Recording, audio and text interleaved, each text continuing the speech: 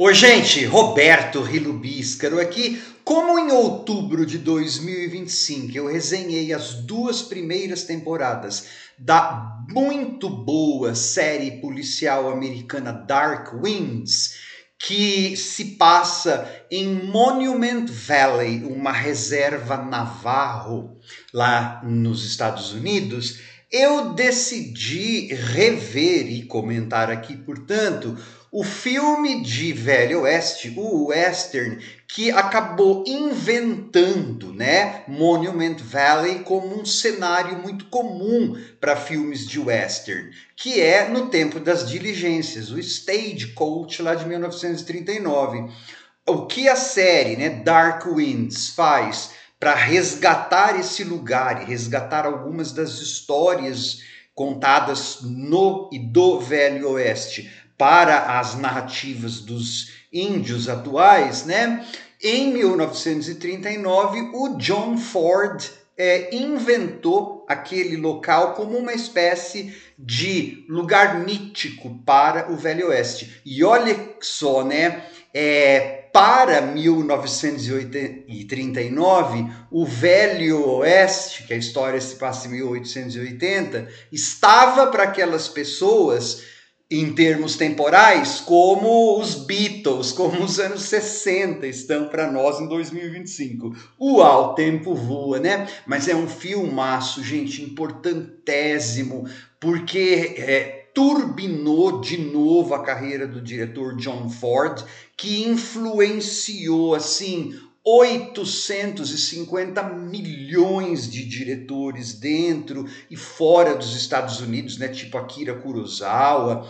O trabalho de dublês do filme, naquela sequência do ataque dos índios e tal, foi copiado e inspirou homenagens. Até hoje tem trabalho de dublê daquele jeito. Claro que hoje em dia tem um monte de computação gráfica e tal. O filme também lançou o John Wayne, o Duke, como estrela, né? O John Wayne já tinha 30 e poucos anos na época, tinha feito já dezenas de filmes Bs de western, mas graças a, assim, a força, né, e a tenacidade do John Ford, que protegia o Duke, queria que ele fosse a estrela daquele filme, ele conseguiu financiamento, pôs uma parte do dinheiro lá e falou, o Duke, né, o John tem que ser a estrela. E deu certíssimo, porque nasceu uma estrela ali, e onde, né, quando, na verdade, ele coloca a personagem do John Wayne para entrar no filme, é estratégico. Depois que todo mundo já está na carruagem, na diligência, depois que essa diligência está na estrada, é que tem aquela famosa cena, né, que você vai apresentando assim, vai chegando de perto, até que dá aquele super close no John Wayne, que naquela época ainda era muito bonito, e aí nascia literalmente uma estrela. Só que antes de falar desse filme, que é claro, né, gente,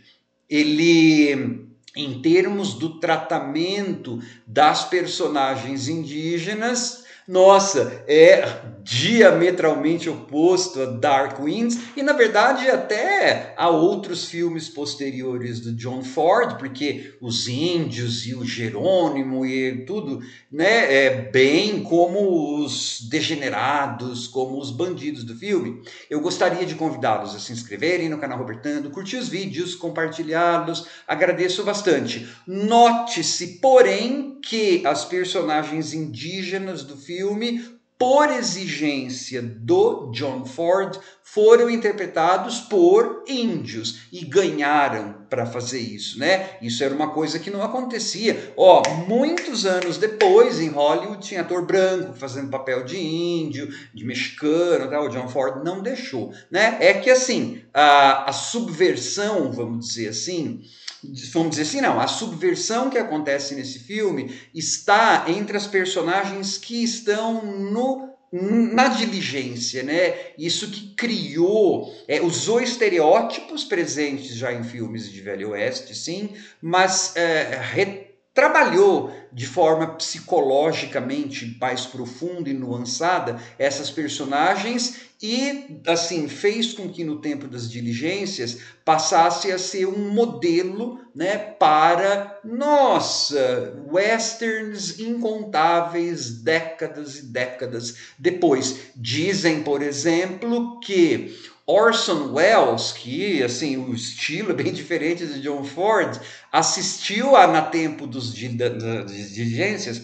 dezenas de vezes. Lembra que o Cidadão Kane não veio muito depois, 2, 3 anos depois, né? Aliás, 1939, que anaço para cinema, né? E O Vento Levou, tal. Mas sobre o que é Stagecoach, No Tempo das Diligências, é um filme que cria o roteiro e a direção do John Ford, cria uma tensão tão grande porque desde o começo a gente sabe que os índios estão raivosos e que Jerônimo, lá um renegado indígena, líder indígena tal, estava atacando, né, adoidado. E a gente vai ter uma diligência que vai ter que ir de um ponto A para um ponto B, para um ponto C. É um road movie, na verdade, é um filme de viagem, né? Um filme de estrada.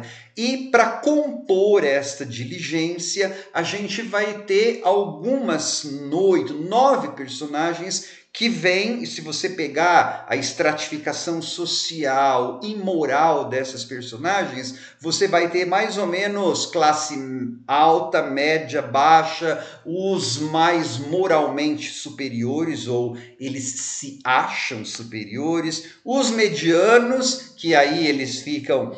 Uma hora tá mais para os pagando pau, né? Puxando o saco dos altos, outra hora dos menos favorecidos, porque eles são médio, e os mais baixos, né, na hierarquia, mas que vão provar ser os mais virtuosos. Claro que aí você tem toda uma narrativa bíblica fazendo o chão disso aí, dos mais humildes, dos humildes, toda aquela coisa. Mas assim, para você ter uma ideia, algumas das personagens que entram nesta diligência, né?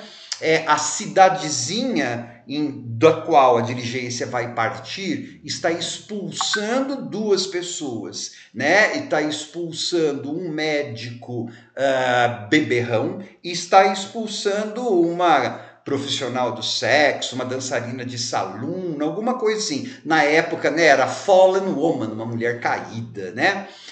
Também vai estar um banqueiro, só que esse banqueiro fez uma coisa que não é legal. Vai ter um cavalheiro, né, toda almofadinha, que é o John Carradine. Só que ele é um jogador contumaz e ele é um sulista. Lembra que aí a gente está pensando no contexto do que havia acontecido na Guerra da Secessão. Os confederados naquela época não eram muito bem vistos porque defendiam a escravidão, blá, blá, blá, blá, blá. Enfim, tem uma mulher de um soldado que está indo encontrá-lo, né? Ela tem um segredinho ali e ela vai ficar toda assim com relação a essa prostituta. Essas pessoas vão entrar ali na diligência, carruagem, né? E só depois é que a gente vai ter o personagem do John Wayne, o Kid, Ringo Kid, entrando, que é um dos que fazem parte do chão da fábrica, vamos dizer assim. Inclusive, como a carruagem, a diligência está lotada, o John Wayne, o Ringo, senta-se no chão, no meio, assim, entre as 2 fileiras, né? E o John Ford faz a filmagem, o ângulo de câmera de baixo para cima, que virou uma das muitas coisas que ele fez e foram copiadas. Do jeito que o ângulo de câmera está feito, ninguém fica acima de outras pessoas, né? Porque essas pessoas, então, vão começar a se... ter que conviver com esse perigo que estão correndo, que é a possível, iminente ataque indígena. E aí eles vão fazendo algumas paradas. A gente vai conhecendo melhor essas pessoas, né? as máscaras vão caindo, os virtuosos vão se provando não virtuosos, e aí os não virtuosos vão se provando os melhores. O Kid, o personagem do John Wayne, ele é um mocinho, mas olha como é bem feito o roteiro, tudo. Na verdade, ele está sendo levado de volta para a cadeia. Ele havia matado. Só que ele acaba desempenhando na diligência o papel de um cara não só simpático, que vai até desenvolver uma ligação romântica com a profissional do sexo e tal. A curiosidade, a atriz que faz a profissional do sexo ganhou assim 2, 3 vezes mais que o John Wayne, porque ela era a atriz mais famosa do filme.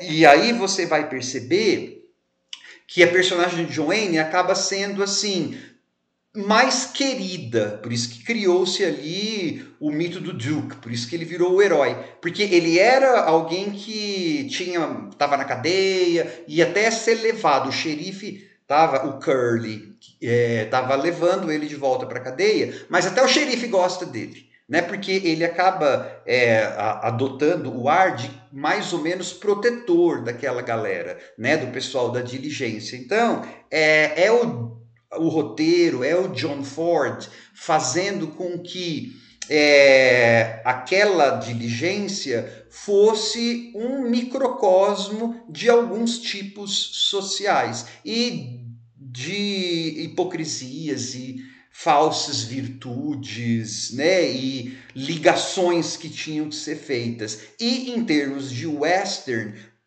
embaralhando aqueles estereótipos, né? Porque a dançarina de saloon, todos esses, o renegado, todos esses personagens já existiam em outros westerns. Inclusive o John Ford dirigira outros westerns já, mas ainda na fase do cinema mudo. Fazia anos que ele não dirigia westerns, aí é que ele voltou. E aí, quando ele voltou em 39 com esse estouro, né? As pessoas achavam que não ia estourar, mas o filme estourou, e aí então depois o John Ford fez um monte de filme com o John Wayne e um monte de outros clássicos, né? Por isso que o John Ford é tão tido e havido como um dos grandes diretores de western e um dos grandes diretores de Hollywood, né? Independente do tipo de filme.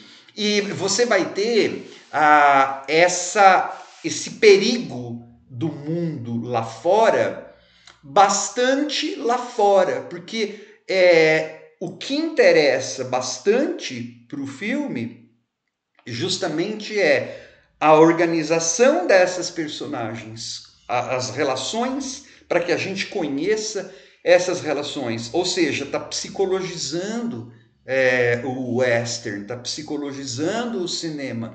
Isso foi em 1939, gente. É claro, né? Você não vai esperar alguma psicologização a nível de hoje, ou sei lá, mas ali que estão as sementes. Claro, né? Se há esse perigo, em algum momento esse perigo vai estourar, né? Vai ter sim uma mega sequência de ação, de perseguição, de tiro, e aí é claro, 1939, o tratamento que eles dão aos povos originários não é dos melhores, né? Os brancos não são percebidos como os invasores, toda aquela história que a gente tem hoje, revisionismo, não sei o quê, mas assim, aquilo lá não é o ápice do filme. Depois ainda tem o outro pedaço, as histórias daquelas pessoas que na verdade parecem interessar mais, né? Todo mundo de uma forma ou de outra consegue dar um tchau, né, de alguma forma, morrendo ou realmente dando um tchau, e a gente vai ter a conclusão da narrativa do Kid, do Ringo, do personagem de John Wayne, que estava procurando vingança. Então você vai ter também aquela história do cara que vai se vingar em menor número contra malvados que fizeram com que essa pessoa tivesse que tomar uma atitude ruim, blá, blá, blá. Você vai perceber, assim, arquétipos sendo criados, né, naquele filme, que são usados ainda em 2025. Porque, claro, a época de ouro dos filmes westerns já passou. há muito tempo, mas a gente ainda tem filme de western produzido, tá? Esse ano eu resenhei até um western gótico, um western de terror aqui no canal Killing Fate. Eu assisto mais coisas de terror, mas tem o western lá ainda sendo feito, né? E o western que ainda segue cartilha mais ou menos daquela. Então, assim, No Tempo das Diligências é um filme muito cartilha, né? Ele é um filme que precisa ser visto. Tem alívio cômico. Eu gosto porque as cenas e as sequências elas não testam a paciência da gente, né? E eu acho que ainda é atual muitas das coisas. Tem até um pedaço lá que toca uma canção, né, que é tipo aquela coisa calma antes da tempestade. Isso ele seria usado em vários outros filmes depois, né, esse tipo de estratagema, né, sem contar a maneira como, através de cartas, né, de poker, sei lá, que prenuncia a morte. Depois o próprio John Ford usaria isso de novo lá no Homem que Matou o Facínora, The Man Who Shot Liberty Valance, que sairia em 1960 e não sei das quantas, já com um John Wayne velhusco, né? Muitos anos depois. Então, essa parceria Ford-Wayne continuou e o próprio John Ford, claro, usaria né, esses próprios arquétipos que ele e o roteiro criaram em outros filmes dele, né? Preciso rever O Homem que Matou o Facínora, assim como no Tempo das Diligências, O Homem que Matou o Facínora também está no Telecine, né? Preciso ver se eu vejo antes de que acabe a minha assinatura lá e eu não vou renovar por um tempo, porque eu quero assinar outro streaming. Mas assim, tá lá no Telecine e acho que é tipo liçãozinha de casa, né? Para cinéfilos. Até porque esse tipo de filme, de relacionamento e tudo, foi depois também usado em outros subgêneros, gente, né? Assim, esse tipo de coisa, esse tipo de relacionamento perpassou tudo quanto é tipo de filme, de aventura, de road movie, você tem aqueles arquétipos ali. Stagecoach é, assim, imprescindível. Tchau.